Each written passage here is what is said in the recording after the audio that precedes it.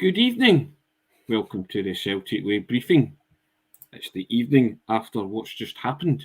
Celtic won 7-0 in the first pre-season friendly in Austria. And I am joined, as you say, Tony Haggerty, a Haggerty10 Twitter handle.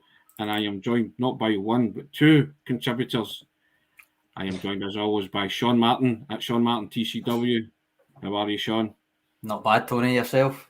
Very well, very well. And we're also joined by young Calum Macaulay, who's joined us this week on Work Experience. Calum, how are you? I'm good, thanks. I forgot to put my wee Twitter handle there. I'm missing out on a few followers here. Yeah, well, you can put it up. That's it. Gone. You're gone. First rookie mistake. Rookie mistake was me trying to pronounce words there.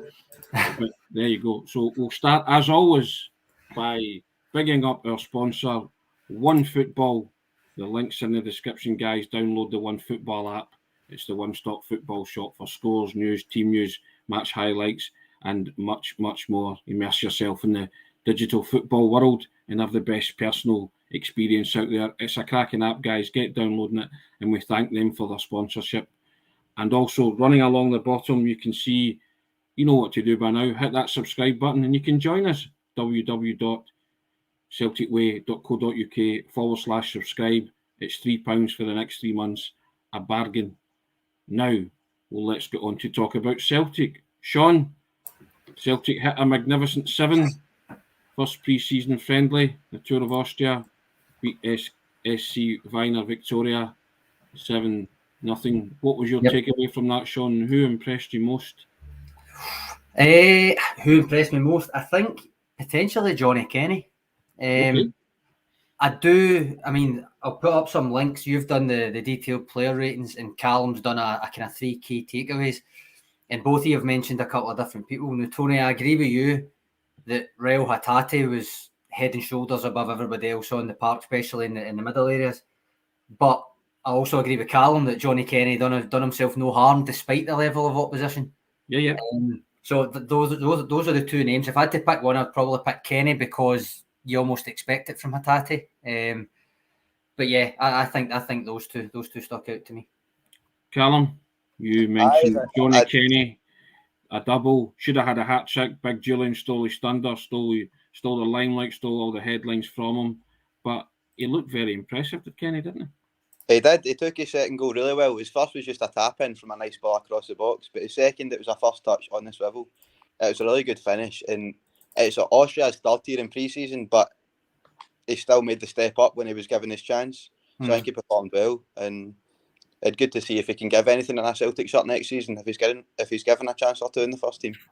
Well, the way I looked at it is Celtic brought on an experienced striker, Albion Ajeti, and the likes of Johnny Kenny and Rocco Vata put him to shame because he was very lethargic and he had a couple of chances which he didn't take, and the likes of Kenny and Rocco Vata did themselves no harm, as you say, Sean, with performances like that, especially in pre-season, and just catching the eye and letting the manager know what they're all about.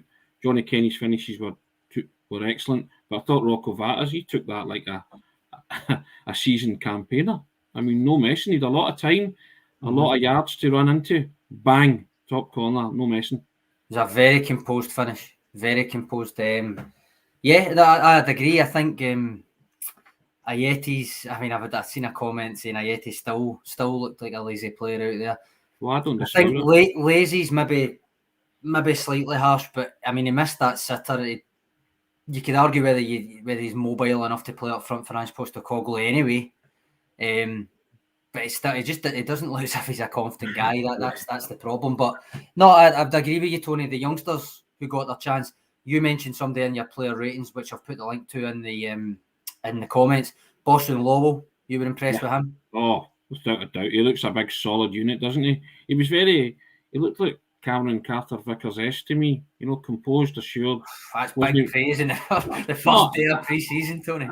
I just sort of see the way he kind of held himself, not comparing the two players, but he just looked kind of like a big solid stopper, looked pretty unflappable and composed. I'm allowing for the opposition. Yeah. But, you kind of study players' body line. We look comfortable and looked very composed. Let's put it that way. And how many times have you seen guys come in and they try too hard to impress or too eager to impress? But I thought he did the job well, and I gave him an 8 because I thought out of all the B team players that came in, he impressed me the most. Don't know what you thought about that, Calum. Yeah, I thought he was good with the size as well. He's a bit of a unit, but his pace was also there. He was getting in front of the attackers quicker than they were. And I'm pretty sure this team are a good way through their season. I think they're still playing their games this season. And after a wee break, after a pre-season, he's still getting there. He's still got the quickness to get in front of them. So I thought he played really well for a first game of the season, of the pre-season. Yeah. I just want to clarify that, Sean. I'm not saying he's... No, I know you're not. I'm just teasing. In terms of comparing their abilities. Just but teasing, Tony. It's all right. That but comment there, John Boy Graham, Ajeti looks if he wasn't interested. Yeah, I thought he looked lethargic, Ajeti, let's be honest. So, fair enough. He's quite frustrated, cuts a full-on figure, bereft of confidence. I can't see it going well for Ajeti. Yeah, I mean, that was a chance for Ajeti to score a couple of goals there. Regardless of who you're playing and what the opposition is, and regardless of what game it is, there's always somebody watching. Mm-hmm. The manager's watching. Harry Kewell's watching. You try to impress. The fans are watching. Supporters are watching. That's true. There was fans there. Remember? You're told that as a kid. Somebody's always watching you.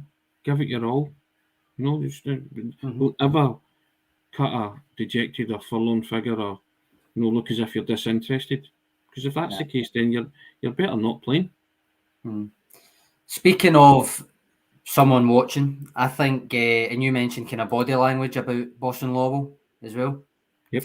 I think Ange Postecoglou have been happy, not just because of the performance, because I don't think there was actually much to deal with in defence until that clean through chance near the end there, obviously. But I don't necessarily think it's a clean sheet, for instance, that he's going to be happy about. But with Boston Lowell in particular, I saw a couple of moments, but particularly right away, the opening 6 or 7 minutes, there was a time when Alexandro Bernabe the ball went over the top of him, and he was running back to get it, and he is fast, by the way. He was running back to get it, and Boston Lowell come over, shielded the ball out, but then immediately looked to take the throw in rather than wait what would only have been an extra split second for Bernabe to get there. So that kind of attitude, I think, is one that we know Ange Postecoglou likes, and I think that kind of thing is noticed even in a pre-season game against a third-tier Austrian team. You heard Ange screaming, Calum, most of that game. Keep it moving. He did. Give it 2 touch, and I think that's the kind of mantra. Any more than 2 touches, then he'll do his nut. he'll lose a rag. But he was screaming constantly. Keep it moving, pass and move. 2 touches, as Sean said there. I heard that a lot from Ange. It was good to see the attitude of Boston Lowell. He's a player in the B team most of the time, but Ange's attitude of get it going. We need to get this. We need to get it going in the game. It's like seeping into the B team players as well when they are playing, when they're making the step up to the first team, and that can only be a good thing. Yeah. Now, I think. The fact that there was so few people there. Obviously, you could hear Ange, but you could also hear the famous Joe Hart kind of presence at the back a lot as well. Particularly shouting in Mikey Johnston quite a bit. Yeah. And encouraging him. And I think I like that kind of. You don't get that if it's Celtic a lot because there's always a crowd there. But on the kind of rare occasions that you do get to properly hear in a match environment, the players talking to one another, I always think it gives you a wee insight in what they're shouting as much as anything else. And I agree with you, I could actually hear Harry Kewell a lot as well. Yeah, Harry Kewell was particularly vociferous, which I quite liked. I liked the thought that Harry Kewell's just like, right, this is how it is. I'm telling you, and the manager letting him do that. And also, but it's also good to hear the likes of Joe Hart, that influence that he has. And I think at one point he called McCarthy, was it Macca? I'm sure I heard him calling James McCarthy Macca. I'm convinced that might be wrong, but I'm sure he did. Now, Calum, another one who impressed in the midfield was Ideguchi. The Celtic supporters haven't seen a lot of him, but he looked every inch like a new signing, didn't he? He did. He didn't get much chances last season. He got an injury at the start of his Celtic career, but he did play good. There was a good few passes in there that really came off, and they showed that he's not to be forgotten in the Celtic side. I think he shows he's got more to give, and he's not going to be the Japanese player left behind. He will have more to give in this Celtic side, I think. Sean, what was your thoughts on Ideguchi? Yeah, I thought he played well. I think, as I said at the start, I do agree that Haggerty was kind of the clearly looked like the guy who was a step ahead of everyone. But I mean, Arthur Taylor's comment here still need a bit of bite in the middle of the park. I mean, I don't disagree. I think we kind of spoke about that earlier on, actually, Tony, in the first we did, about Vinicius Souza and stuff. But I think Ideguchi showed quite a lot there. Again. The whole caveat of this is obviously the level of opposition, but I do think he had a good game. Some really good one-touch passing. I think he played well. I thought he broke some lines as well, Ideguchi, when he got forward, and he was willing to do that, which was good. He was willing to get forward and willing to be a runner, and I just there was a lot to like there. Now we'll touch on our debutant, Bernabe, Alexandro Bernabe. The history man, the first Argentine to represent Celtic. Calum, what was your initial impressions of Bernabe? Prime's an 80. Not what I want you, what we want him to be. Now tell the truth now. No, I thought he was really good. He's basically just gone off the reports of what we've heard from him. He was really good defensively. It was Ideguchi. He played a nice ball to him, and Bernard lost a good save off the keeper. Yeah. But I thought defensively there was a wee bit there that you think it will need improved on, and that will be noticed. I think that'll be interesting to see how that works in the Champions League games and stuff like that, when you'll have the best attackers in Europe coming at him. But I do think it was a good debut for him, and he's quick, so hopefully it just builds on that. Sean, I 2 words when I looked at Alexandro Bernabe, and the first thought was Wanarango. He said, going forward, he's sound defensively. You need a bit of work. So there was a couple of early, as Calum pointed out there, defensively, but I think he had a solid 7 debut. I gave him, Sean. No, I wouldn't disagree with that. I think initially he was a wee bit overeager. Settled down though. He showed that pace that we've been told about. He got forward. He was unlucky not to score that chance. Calum mentioned there. It was really, really good intensity to get forward onto that pass, but it was a good shot as well. He took corners and free kicks too. I'm not saying he took them particularly well tonight, but he took them.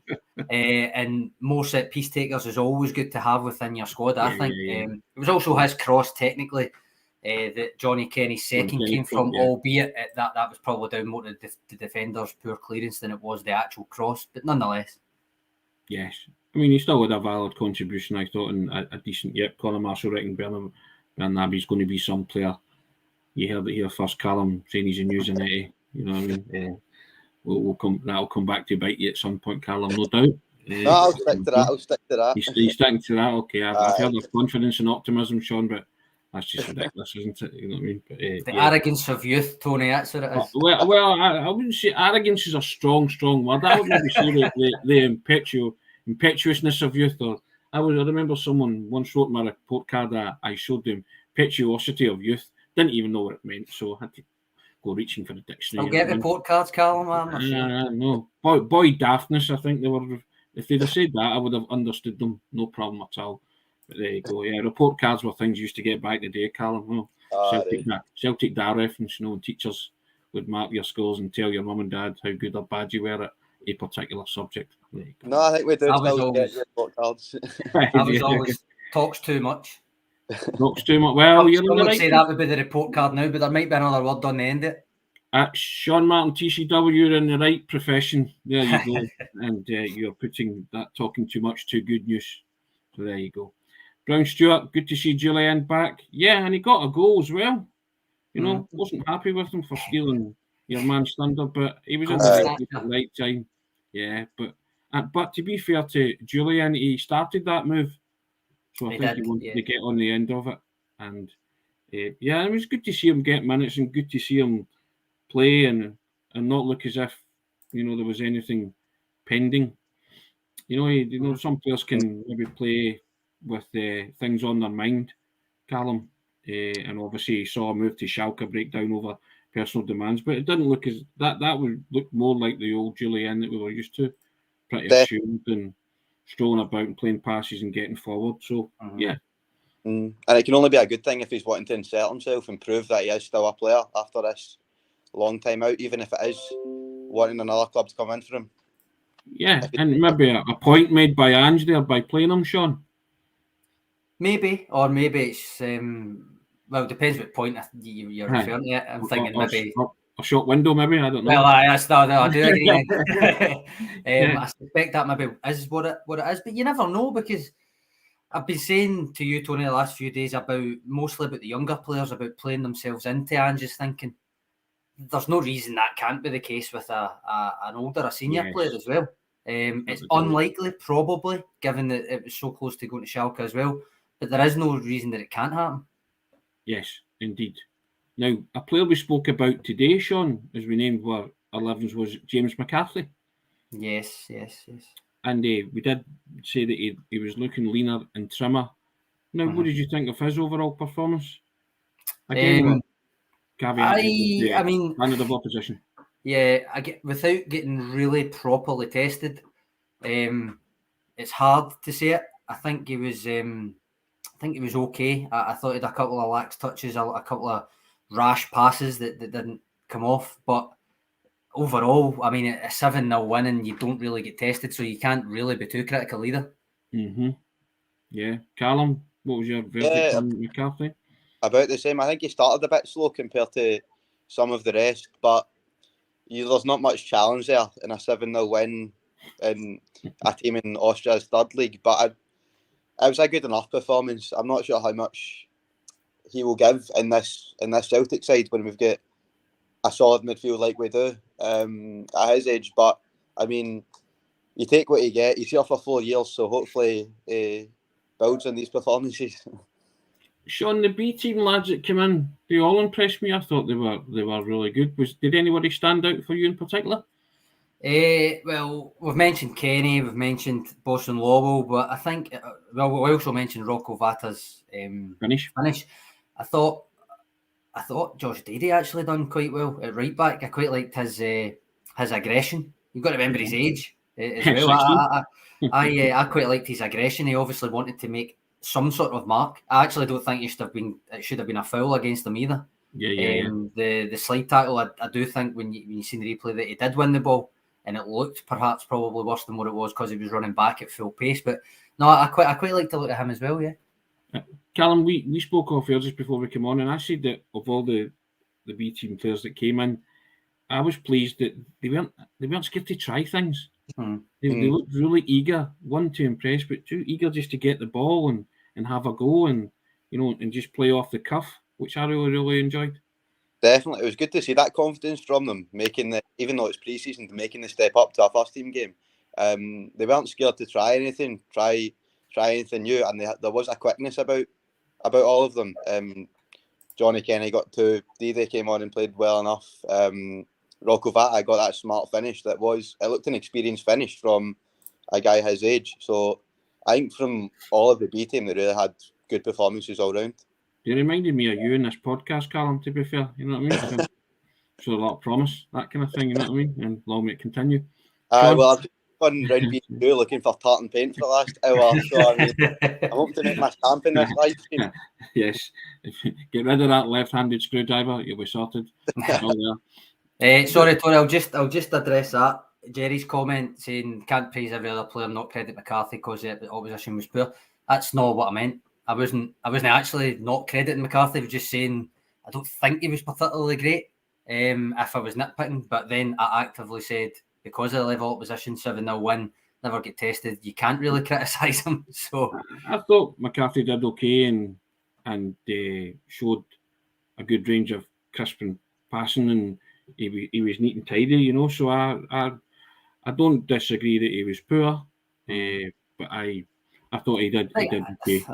I wouldn't go as far as to say that he was actively poor. I just mean, aye. When you asked me how I thought he played, Yeah. the things that stuck in my mind with him weren't particularly that he had a particularly good game, even though the level of opposition was poor. But you see what you want to see, I suppose, at the end of the day as well. There's a few comments I probably can't put up with the language being used about certain players, but needless to say, Ewan Boy Martin agrees with me about McCarthy's performance. But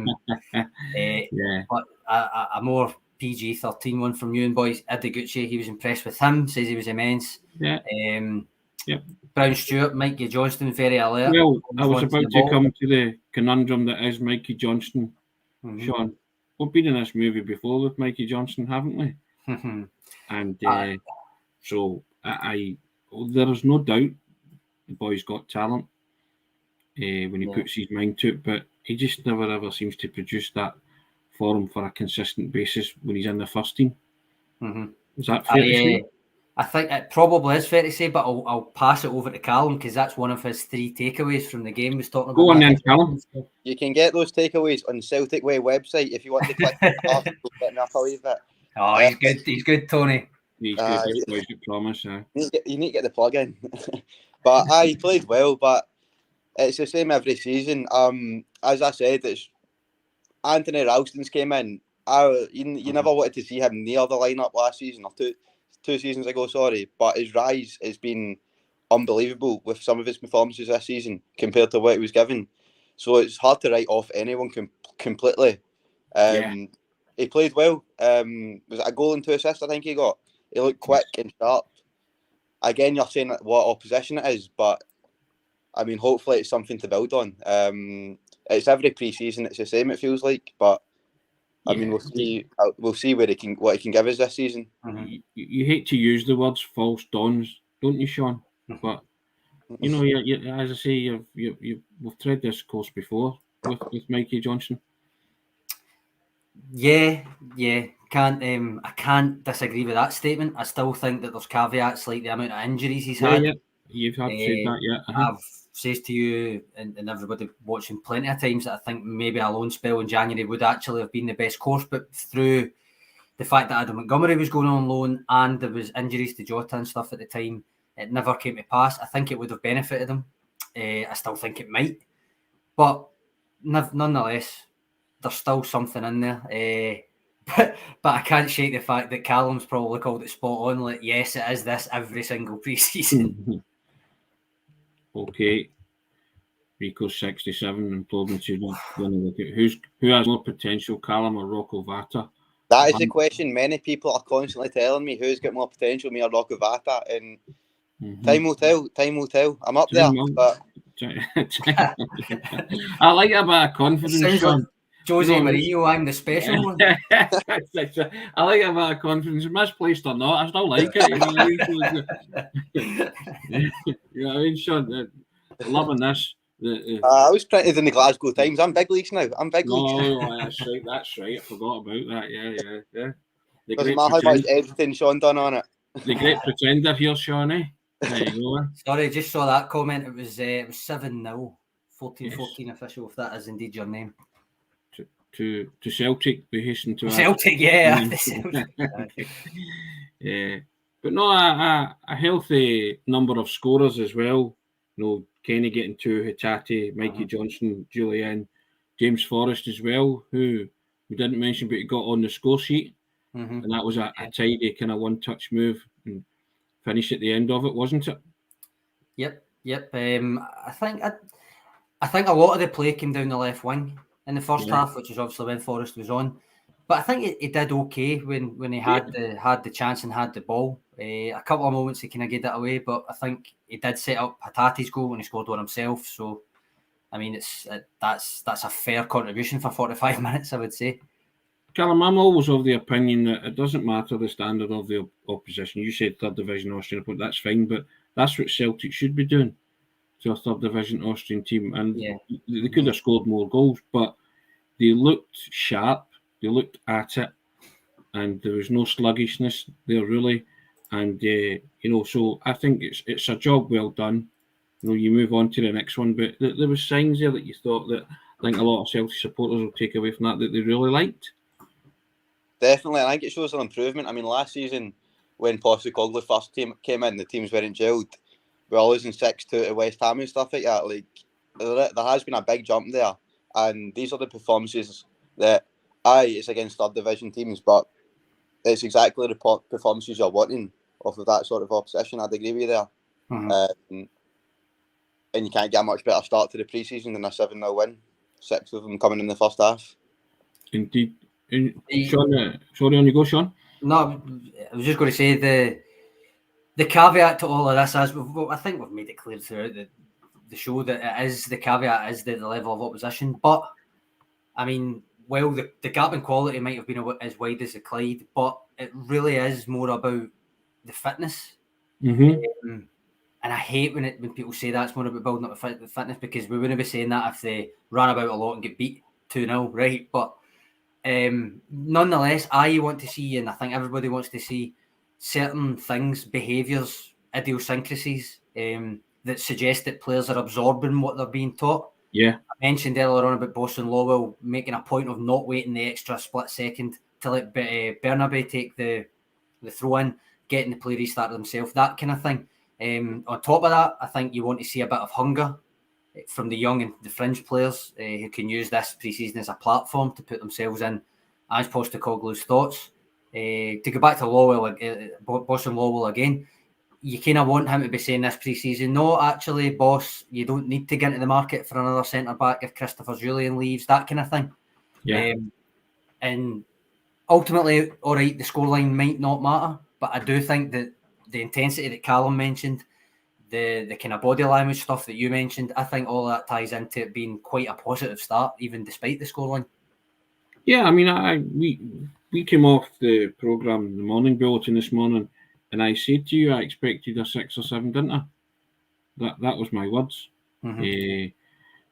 And because I thought, what I did say, I said I expected Celtic to play with a bit of zip and a bit of tempo, and I got what I thought I would see. You know, we got 8 out of the 11 starting. Yeah, unbelievable. Which was an absolute miracle, to be fair.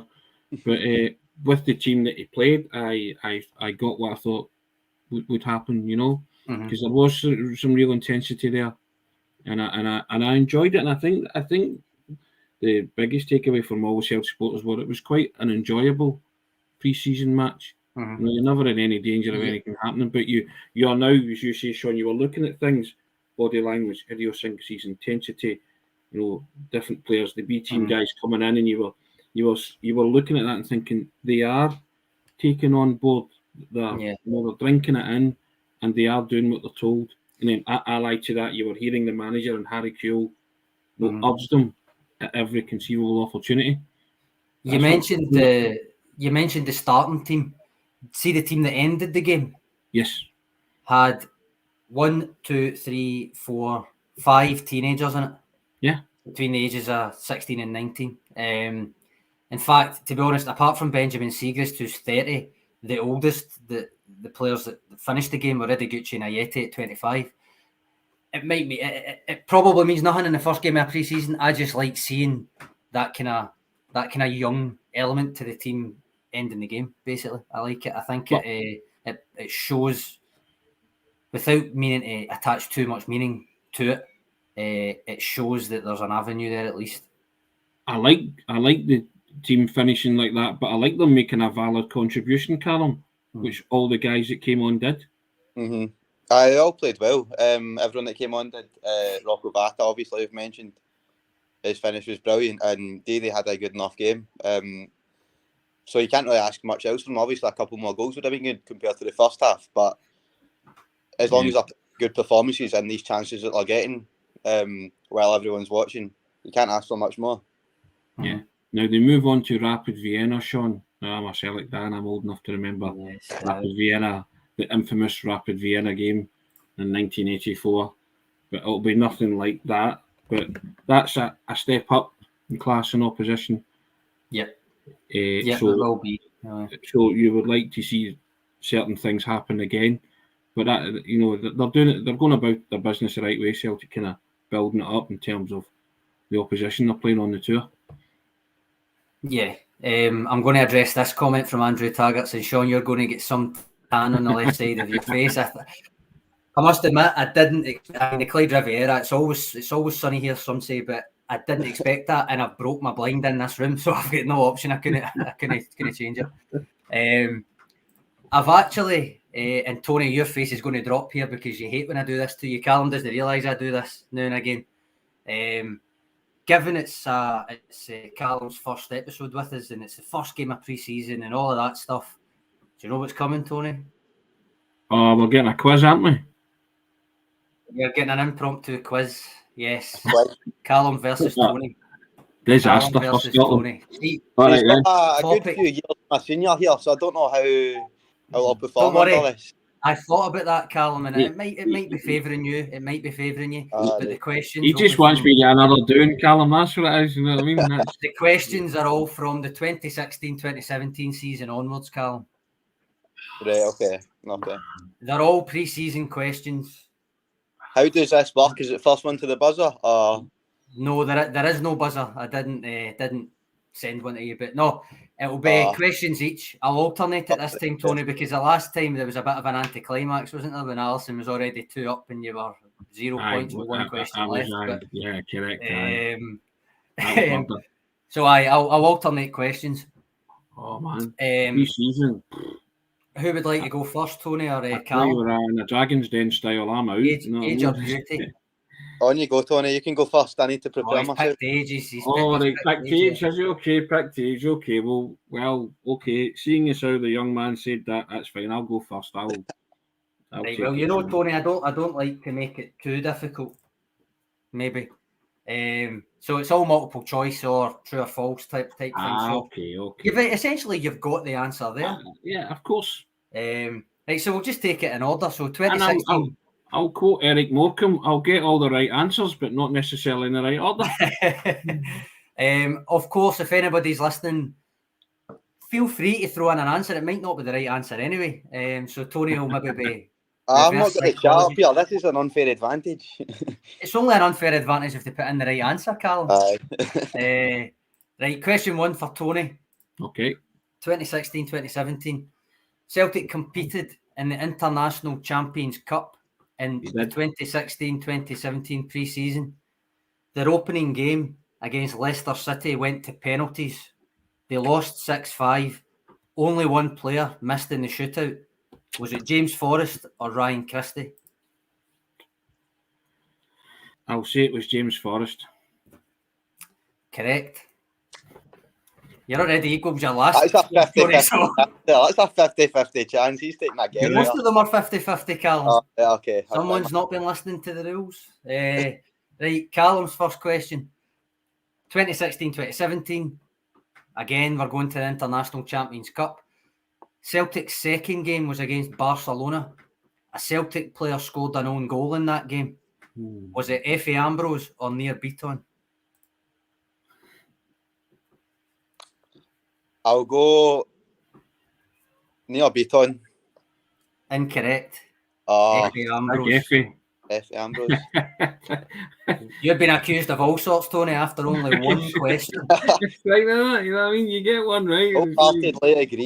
You're Buster Keaton. A couple of people got the correct answer with Forrest in the first one there. Gone yourself also getting Ambrose. Right, so 1-0 after round 1. Tony, 2017-2018. Oh dear. In that pre-season schedule, Celtic. Oh, sorry, that's actually Calum's question. Celtic recorded a 5-0 win over Sunderland in that 2017-2018 pre-season schedule. Good. Who scored a hat-trick that day? Was it Stuart Armstrong or Calum McGregor? I think it was Armstrong. Incorrect. Did you know that one, Calum? No, I'd have gone Armstrong as well. I mean, no, yeah, I definitely had that one easy. 2017-2018 for Calum. They also beat Shamrock Rovers 9-0. There were 7 different goal scorers. Stuart Armstrong and which other player scored twice? Tom Rogic or Scott Sinclair? Scott Sinclair. Correct. Equaliser. An equaliser. Donny Boy getting McGregor. Andrew Taggart got Armstrong unless... No, wait, that was wrong, wasn't it, Armstrong? Oof. Right, so, Tony, 2018-2019. Shamrock Rovers, again, we're on the end of another pre-season shellacking. This time it was 7-0, and again, 2 players scored twice. Calum McGregor was one of them. Was the other one Moussa Dembele or Odsonne Edouard? What year? 2018. I can only get it wrong, can't I? I'll say Moussa. Edouard. Edouard, was it? Chances dick man in front here. Daniel getting Edouard there. Right, Calum. 2018-2019 question for you. Very straightforward one this time. To what country did Celtic go for their 2018-2019 pre-season tour? I got a memory in my Snapchat the other day when I was in the airport with the Celtic players, and I think that was 4 years ago. So I'm going to go Austria. I think that's where they were coming back from. Correct. Correct? Yes. Correct, yes. We've got that. He did. That's 2-1 to Calum now, Tony. I know. You don't need to rub it in. Oh, that's all right. Come on, man. First appearance. 2019-2020, Tony, the pre-season schedule was interrupted before it ended because they had a competitive fixture, which was the first leg of a Champions League qualifier. Was that against FK Sarajevo or KR Reykjavik? 2019-20. Yeah. Reykjavik. Sarajevo. Was it Sarajevo? You're kidding. Calum. Oh. Is this for the winner? Is this the No, because it's since 2016-2017, so it's 6 questions and a tiebreaker if needed. Okay. I realise that's odd, but I'd already made my bones about. I don't remember them playing Sarajevo. Yep. So, Fair Calum, your 2019-2020 pre-season question is: which of the following players joined Celtic during 2019-2020 pre-season? Christopher Jullien, Scott Bain, or Albion Ayeti?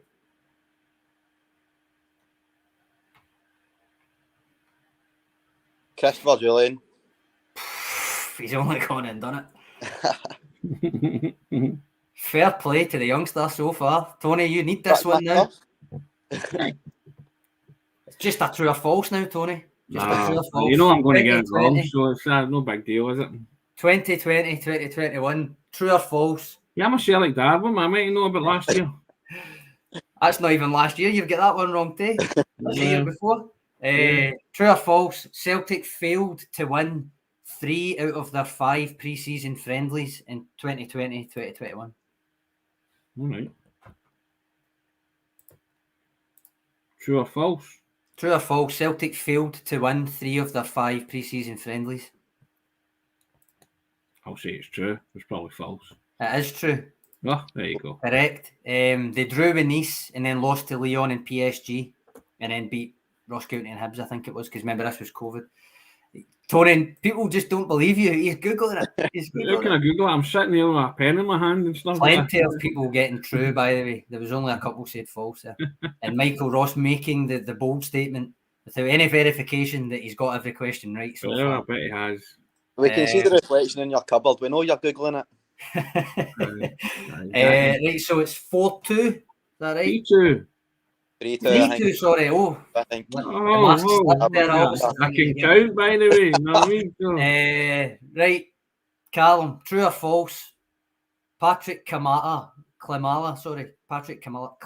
was Celtic's top goal scorer during pre-season in 2020-2021. True. It is true. They got 2 goals against Hibs and 1 versus Nice. Oofed. So I think, Tony, I don't need the last question, but I'll ask it anyway. Go on. A few of them saying true. Right. So your last question, Tony, which was obviously last pre-season, which is the only question now with no choices. Yeah. Just the question.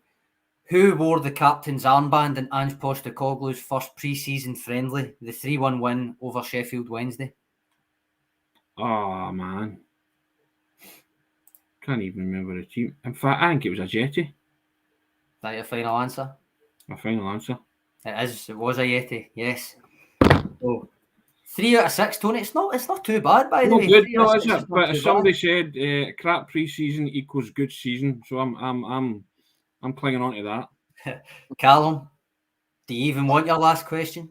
Undisputed. I don't think we need it, but give us it anyway. Again, no choices this time. What team were Celtic playing against when Karamoko Dembele suffered a serious injury last pre-season? Bristol City. Oh, unequivocal there, and he's correct. 5 out of 6 for the youngster. Yeah, did well. Well done, Calum. Fair play. Thank you, guys. Thank you, guys. I can guarantee you there's a message coming through my WhatsApp in the next half hour. He's not allowed back on. He's not allowed back on.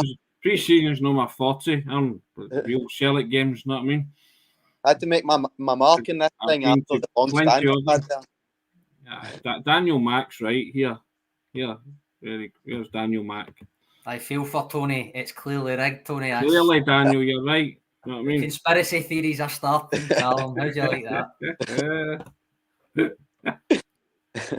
Brilliant. Well done, young man. Thank you. Thank you. I think Ricos is taking that more serious than I am. We can't put up some of the comments about you, Tony. It's not fair. Indeed, guys. Indeed. There you have it. Right, okay. I think that's us. On that note, on that losing streak note, we've played 2 and lost 2 in these quizzes, but there you have it. Hey, there you go. We shall say thank you to our sponsors, OneFootball. Get downloading the OneFootball app, guys. The link's in the description, and draw your attention to the strap running along the bottom. £3 for the next 3 months. You can join us at www.celticway.co.uk/subscribe. You know it makes sense. Hit the subscribe button. Calum, well done. That's another tanking on the quiz, Sean. Thanks very much. One day I'll have a clean sweep. But hey, speaking of clean sweeps, Celtic wins 7-0 against SC Wiener Viktoria. First game of their pre-season tour. Hopefully all augurs well for what's to come. Sean, Calum, thanks for your contribution. Thanks everybody for your comments. I'm away to lick my wounds, leave the cupboard maybe, or the wardrobe, whatever. But we'll see you tomorrow morning, bright and breezy, 10 o'clock. You know what to do. Cheers, guys. Thanks a lot. Thanks for having us. Thanks, Tony. Thanks, Calum. Cheers, guys.